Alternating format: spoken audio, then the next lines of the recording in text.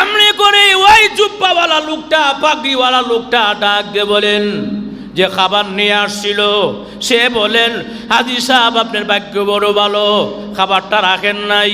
সুবহানাল্লাহ। এমদাদুল্লাহ মুহাজির মক্কি, হাজী এমদাদুল্লাহ মুহাজির মক্কি, নাম শুনছেন নাম না? কথা কোন হাজী? হাজী এমদাদুল্লাহ মুহাজির মক্কি। উনি খানায় হজ করতে গেছেন, খানায় কাবা,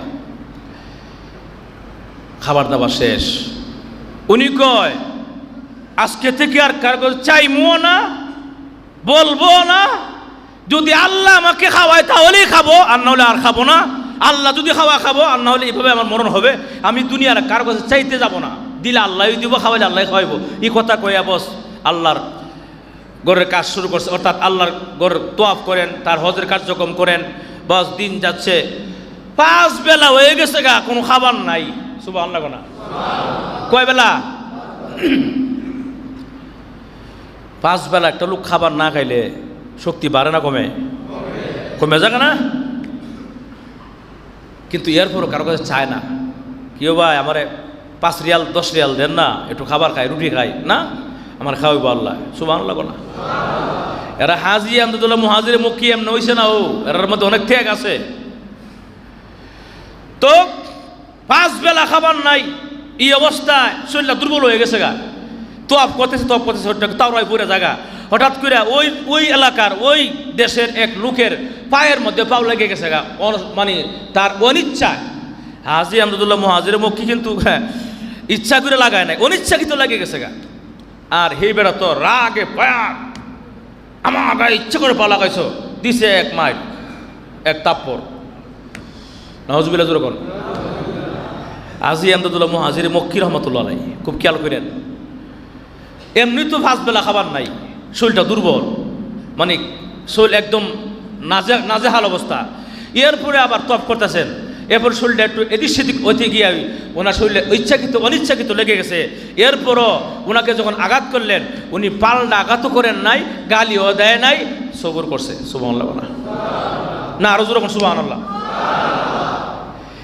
তোয়াফ যখন শেষ, এমনি হাজী এমদাদুল্লাহ মুহাজির মক্কি বলেন, হ্যাঁ আমি দেখি খানায়ে কাবা এই কোনা জিবরাইল, ওই কোনা মিকাইল বসা।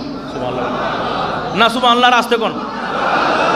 হাজী এমদাদুল্লাহ মুহাজির মক্কি রহমাতুল্লাহ আলাইহি বলেন, আমি দেখি আমার তোয়াফের শেষে খানায়ে কাবার ওই কোনায় জিবরাইল বসা, ওই কোনায় মিকাইল বসা। সুবহানাল্লাহ জোরে কোন।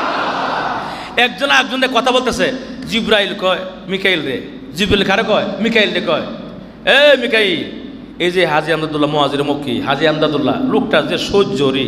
সুবহানাল্লাহ।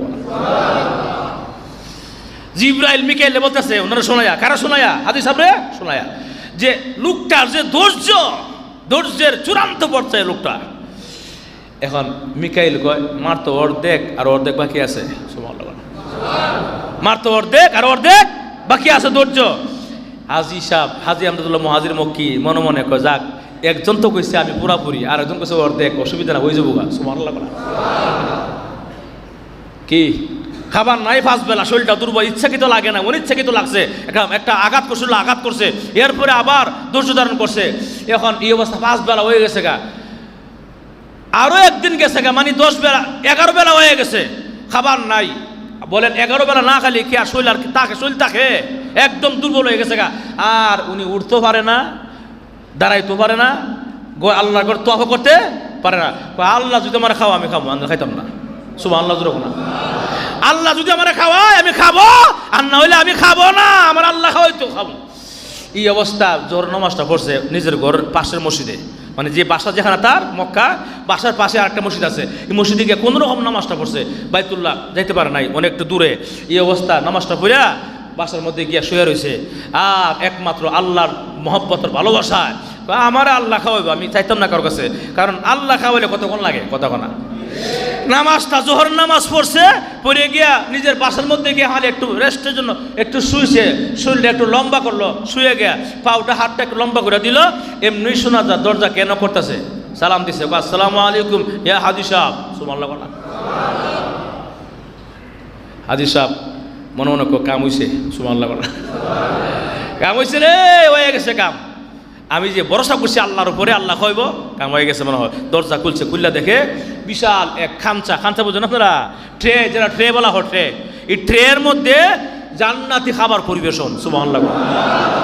নেন, আপনাকে এই খাবার পাঠানো হয়েছে। কে পাঠাইছে জিগায়ও নাই, কে পাঠাইছে বলেও নাই, বাস গ্রহণ করছে। কারণ হাদিস সাহেব জানা আছে যে আমি ভরসা করছি আল্লাহর উপর, আমার আল্লাহ স্যার কেউ দিচ্ছে না, কথা বলা। বাস খাবার শুরু করছে, দুপুরের খাবার, পেট ভরে খাবার খাইছে, মানে মোটামুটি আরও কিছু রয়ে গেছে। আপনি রাত্রের জন্য রেখে দেবো নাকি, আবার পাই কি না পাই। কিছুক্ষণ পরে না, যে আল্লাহ আমাকে এখন খাবার দিতে পারছে, দুপুরবেলা খাওয়াইছে, ওই আল্লাহ রাত্রে মানে খাওয়াইবো, তে হালাল খাবার রাখ লাভ নাই, সব খাইলিছে। সুবহানাল্লাহ। ভাইরা আমার, এমনি করে ওই জুব্বাওয়ালা লোকটা, পাগড়িওয়ালা লোকটা ডাক দিয়ে বলেন, যে খাবার নিয়ে আসছিল, সে বলেন, হাজী সাহেব আপনার ভাগ্য বড় ভালো, খাবারটা রাখেন নাই। সুবহানাল্লাহ। ভাগ্য বড় ভালো, খাবারটা রাখেন নাই। যদি আপনি খাবার রাখতেন তাহলে আপনার ভাগ্য বড় খারাপ হয়ে যেত। কারণ যে আল্লাহ দুপুর বেলা খাবার খাওয়াইতে পারে, ওই আল্লাহ রাত্রেও খাবার খাওয়াইতে পারে, ওই আল্লাহ এক সপ্তাহ খাবার খাওয়াইতে পারে, ওই আল্লাহ এক মাস খাবার খাওয়াইতে পারে, ওই আল্লাহ সারা জীবন তার বান্দারে খাবার খাওয়াইতে পারে। জোরে কন্যা সুবহানাল্লাহ।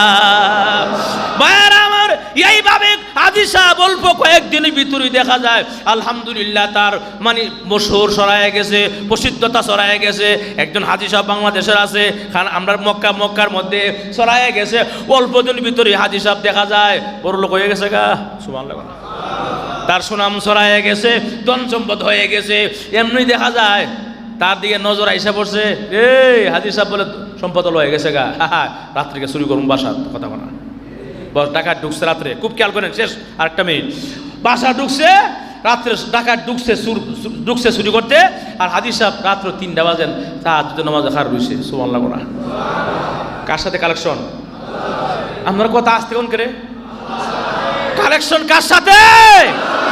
হাজী সাহেব আল্লাহর সাথে কালেকশন, নামাজে দাঁড়ায় গেছে, তাহাজ্জুদ পড়তেছে, আর তেলাওয়াতের মধ্যে কি মজা লাগতেছে, তেলাওয়াত করতেছে। সুরদের ঢুকছে, দেখছে ও, সুর চুরি করতেছে, দেখছে ও, নামাজ ছাড়ে না, করে জিনিস নিয়ে যাক, মাল নিয়ে যাক। আমি নামাজের মধ্যে যে মজা পাইছি রে, আল্লাহু আকবার কর। এদিকে লম্বা কেরাত নামাজ চলছে, সুরে আরামসে চুরি কইরা দামি দামি মালপত্র লয়ে গেছে গা, কথা বলা। বাস নামাজ সালাম ফিরে, আসসালামু আলাইকুম রাহমাতুল্লাহ, আসসালামু আলাইকুম রাহমাতুল্লাহ। হাজী সাহেব সালাম ফিরাই হয়ে গিয়া দেখে ঘরের দামি দামি মালপত্র যেটা আছে সব লয়ে গেছে গা। সুবহানাল্লাহ। এমনি হাজী সাহেব কয় আলহামদুলিল্লাহ, সব নিছে গা, ভালো হইছে। আমার এই মালপত্র লাগে একটা ভিতরে একটা ফেরেশানি, কথা বলা। কথা কন, যে বেটার মাল বেশি আছে এবারে জিজ্ঞেস করে দেখেন যে দুনিয়ার মানে ব্যস্ততা কি জিনিস, আর দুনিয়ার যে প্যারা কি জিনিস, হ্যাঁ জিজ্ঞাসা দেখেন যে রাত্রে ট্যাবলেট খাই ঘুমাইতে পারে না, কথা কোনা। রাত্রে ট্যাবলেট খাইয়া ঘুমে ধরে না, আরামে ঘুমাইতেও পারে না, চিন্তায় খালি রাত ঘুম ভাঙে জায়গা, আর এটা কেমনে হিটা কেমনে কি করবো, কথা কোনা। যার ধন নাই, সম্পদ নাই, চিন্তাও নাই, আরামসে ঘুমায়, কথা কোনা। হাজী সাহেব কয় যাক ভালো হয়েছে, দামি দামি জিনিস আসলো, আমার ভিতরে একটা প্যারা আসলো, গেছে আলহামদুলিল্লাহ ভালো হয়েছে। কিন্তু আলহামদুলিল্লাহ কই শেষ, আর কোনো এমন নাই, বাস উনি চলতেছে, ওই এলাকা সরাই গেছে গা, এই হাজী সাহেব চুরি হয়েছে, রাত্রে চুরি হয়েছে। এমনি পুলিশ কর পাইছে, কারণ উনি তো ভালো মানুষ, নামি দামি মানুষ, সুনাম খ্যাতি। এমনি পুলিশ কয় আসো, ওনার মালটা উদ্ধার করতে হবে।